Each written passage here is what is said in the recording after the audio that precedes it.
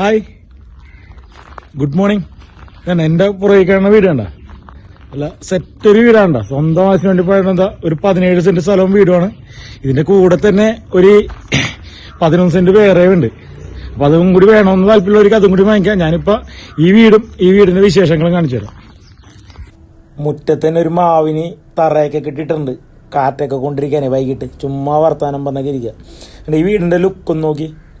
ഇതാണ് സ്വന്തം ആവശ്യത്തിന് വേണ്ടി പണിയുന്ന വീടെന്ന് വെച്ച് കഴിഞ്ഞിട്ടുണ്ടെങ്കിൽ എല്ലാവരും വേറിട്ടൊരു ലുക്കായിരിക്കുള്ളൂ. എല്ലാം കോപ്പി അടിച്ച് വെച്ചുകൊണ്ടായിരിക്കില്ല. ഇതണ്ട ചെടിയും കാര്യങ്ങളൊക്കെ നട്ട് നല്ല സെറ്റപ്പായിട്ടുള്ളൊരു വീട്.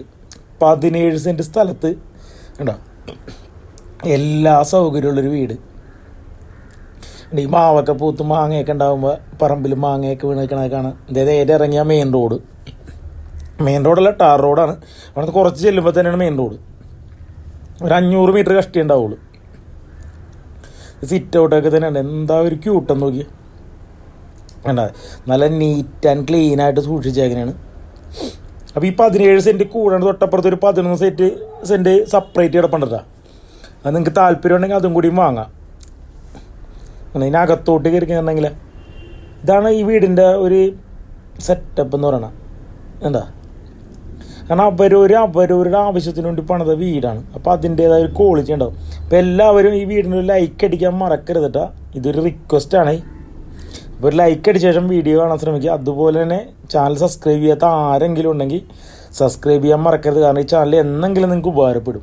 ഇന്നതിന് ഉപകാരപ്പെടും എന്ന് ഞാൻ പറയില്ല. എന്താ ഇതാണ് TV ഏരിയ. ഇനി നിങ്ങൾ ഡൈനിങ് ഏരിയ വയ്ക്കൂ. ഡൈനിങ് ഏരിയയുടെയൊക്കെ ഒരു വലിപ്പം കാണണം. അവിടെ ഒരു കോർട്ടിയാട് അത് സെറ്റ് ചെയ്തിട്ടുണ്ട്. ഡൈനിങ് ടേബിള് എല്ലാം വൺ സെറ്റപ്പാണ്. ഒന്നിനും ഒരു കുറവില്ലെന്നുള്ളതാണ്. അങ്ങനത്തെ ആ ഒരു സെറ്റപ്പിൽ ഫിനിഷ് ചെയ്തേക്കുന്ന വീട് വേണ്ട.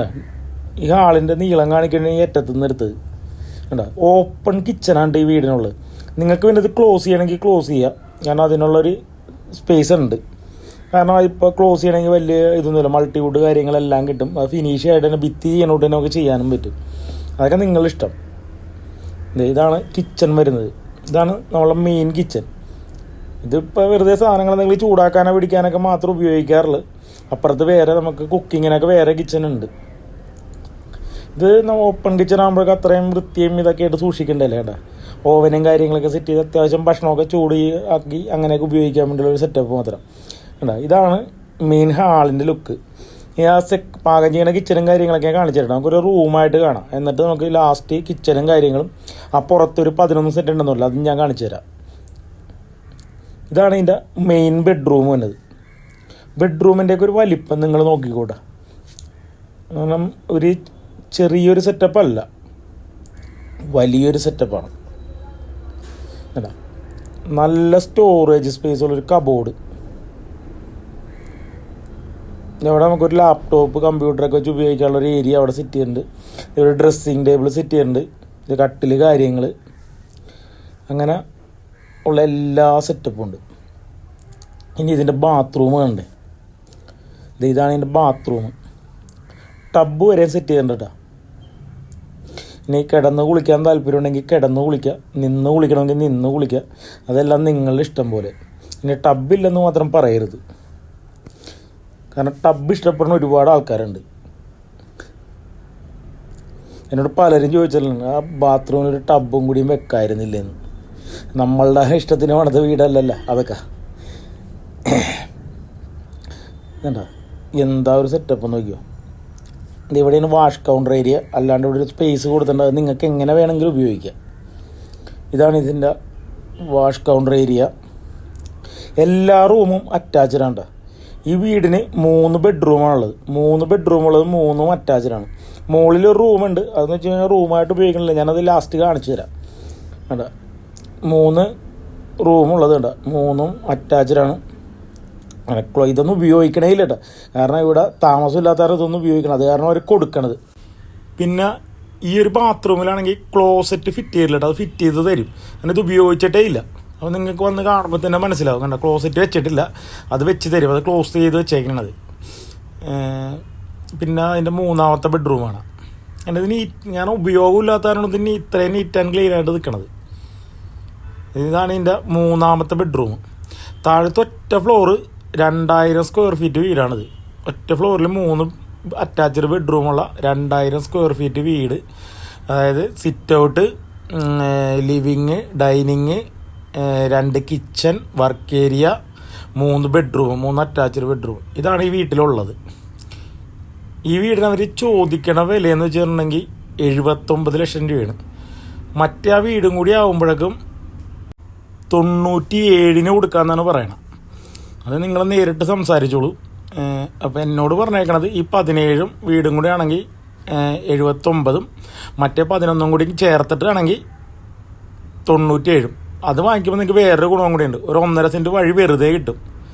അപ്പോൾ ഒരുപാട് ഏരിയയായി, മനസ്സിലായി. അപ്പോൾ 28 സെൻറ്റ് ആവും. 28 സെൻറ്റും വീടും ആവും. എനിക്ക് തോന്നുന്നു അതാണ് ലാഭമൊന്നുമുണ്ട്. കാരണം അപ്പോഴെന്ന് പറയുമ്പോഴേക്കും നിസ്സാര പൈസയെ തന്നെ ഉള്ളു. 80, 18 ലക്ഷം രൂപയും കൂടി കൊടുത്തു കഴിയുമ്പോൾ ഒരു 1.5 സെൻറ്റ് വെറുതെ കിട്ടി. 1.5 അല്ല, മൊത്തം 12.5 സെൻറ്റ് കിട്ടും.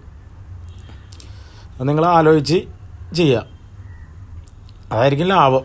അത് നല്ലൊരു ലാഭമാണെന്ന് എനിക്ക് തോന്നുന്നത്. ഇതാണ് നമ്മുടെ മെയിൻ കിച്ചനും കണ്ട് സെക്കൻഡ് കിച്ചൺ കണ്ടില്ല, അവിടെയാണ് പാചകമൊക്കെ. ഇതൊരു വർക്ക് ഏരിയ ആയിട്ട് ഉപയോഗിക്കണം. ഒരു സ്റ്റോറേജ് സ്പേസും വർക്ക് ഏരിയയും കാര്യങ്ങളൊക്കെ ആയിട്ടാണ് ഇത് ഉപയോഗിക്കണം. അല്ല, ഇതാണ് വീടിൻ്റെ സെറ്റപ്പ്. ഇനി ഞാൻ അപ്പുറത്തെ 11 സെൻറ്റ് സ്ഥലം ഞാനത് കാണിച്ചു തരാം കേട്ടോ. ഇതിവിടെ പുറത്തോട്ട് കഴിഞ്ഞാൽ തെങ്ങും കാര്യങ്ങളൊക്കെ നിൽപ്പുണ്ട്. ഒരു പേരക്കൊക്കെ ഉണ്ടാക്കി കിടപ്പുണ്ടോ. ഇത് കിണർ ഇവിടെ ഉണ്ട്. ഇതൊക്കെ കാണുന്ന കിണറാണ്. ഉണ്ടോ, നേരെ കിണറുണ്ട്. പിന്നെ ഇതിൻ്റെ തൊട്ട് പാക്കിയ വെള്ളമൊക്കെ ഫിൽട്ടർ ചെയ്താണ്ട് കയറണം. നല്ല വെൽ വാട്ടറാണ്. ഇവിടെ ഫിൽറ്റർ വെച്ചിട്ടുണ്ട്. അല്ലാണ്ട് അവിടെ വലിയൊരു ഫിൽറ്റർ വേറെ വെച്ചിട്ടുണ്ട്. കുടിവെള്ളത്തിന് വേറെ ഉണ്ട്. അപ്പുറത്തെ അറ്റത്ത് ഇരിക്കണുണ്ട്. അത് വലിയൊരു ഫിൽറ്ററാണ്. അപ്പോൾ വെള്ളം എന്നൊക്കെ പറഞ്ഞാൽ കണ്ണീര് കൂട്ടത്തെ വെള്ളമാണ്. അതെല്ലാം നിങ്ങൾക്ക് ഇവിടെ ഒന്ന് നോക്കാം. കാരണം ഇത് അങ്ങനത്തെ ഒരു ഏരിയയുമാണ്. നല്ല സൈലൻ്റ് ഏരിയ. ഈ വീടിൻ്റെ ലൊക്കേഷൻ വന്നെന്ന് വെച്ചിട്ടുണ്ടെങ്കിൽ കുന്നുകര കഴിഞ്ഞിട്ട് അടുത്ത സ്റ്റോപ്പാണ്. അപ്പോൾ ബസ് സ്റ്റോപ്പിൽ നിന്ന് അധികം ദൂരമൊന്നുമില്ല. കൂടി വന്നു കഴിഞ്ഞിട്ടുണ്ടെങ്കിൽ ഒരു 600-700 മീറ്ററേ ഉണ്ടാവുള്ളൂ.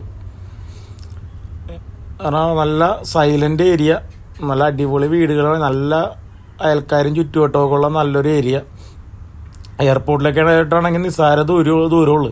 ഏതാണ്ട് 10-12 കിലോമീറ്ററൊക്കെ ഉണ്ടാവുള്ളതുകൊണ്ട് എയർപോർട്ടിലോട്ട് അത്രയൊക്കെ ദൂരം വരുള്ളൂ. ഇതാണ് ആ 11 സെൻറ്റിലോട്ടുള്ള വഴി. ഇത് നേരെ അല്ല. ഇത് ഇപ്പോൾ നിങ്ങൾ ഒന്നിച്ചെടുക്കണമെങ്കിൽ ഈ ഒരു സ്പേസ് നിങ്ങൾക്ക് വെറുതെ കിട്ടും. അതാണ് അതിൻ്റെ ഒരു സെറ്റപ്പ്. അപ്പോൾ ഈ വീട് കണ്ടാ ഇത്രയും ലുക്കുള്ള വീടാണ്. അപ്പോൾ ഈ വീട് വാങ്ങാൻ വേണ്ടി നിങ്ങൾക്ക് താല്പര്യം ഉണ്ടെങ്കിൽ നേരെ നമ്മുടെ ഡിസ്പ്ലേ കാണുന്ന നമ്പറിൽ കോണ്ടാക്ട് ചെയ്യുക. ഒരു കംപ്ലൈൻറ്റ് ഇല്ല. കാരണം ഈ വീടിന് വെറും 5 വർഷം മാത്രം പഴക്കമുള്ളൂ. ഈ മതിലിൻ്റെ തൊട്ടപ്പുറത്ത് ഇറക്കാണ്ട് 11 സെൻറ്റ് സ്ഥലം, സ്ക്വയർ ഫ്ലോട്ടാണ്. അതിനകത്ത് അത്യാവശ്യം എല്ലാ സാധനങ്ങളും കൃഷിയും കാര്യങ്ങളെല്ലാം ചെയ്തിട്ടുണ്ട്. വാഴ കാര്യങ്ങളെല്ലാം നിൽപ്പുണ്ട്. അപ്പോൾ തൊട്ടടുത്ത വീടൊക്കെ ഉണ്ട്. അത് ഈ വീടിൻ്റെ ഓണർ അനിയൻ്റെ വീടാണത്. എല്ലാം കൊണ്ടും നല്ല സൗകര്യവും നല്ല ഒരു വീടും ഉണ്ട്. ഇതിൻ്റെ തൊട്ടപ്പുറത്ത് കാണുക, ഈ മതിലിൻ്റെ തൊട്ടപ്പുറത്ത് കാണാനാണ് ഈ 11 സെൻറ്റ് സ്ഥലം. അപ്പോൾ നിങ്ങൾ അതും കൂടിയും കൂട്ടി വാങ്ങിക്കണമായിരിക്കുള്ളൂ നിങ്ങൾക്ക് ഏറ്റവും ലാഭം.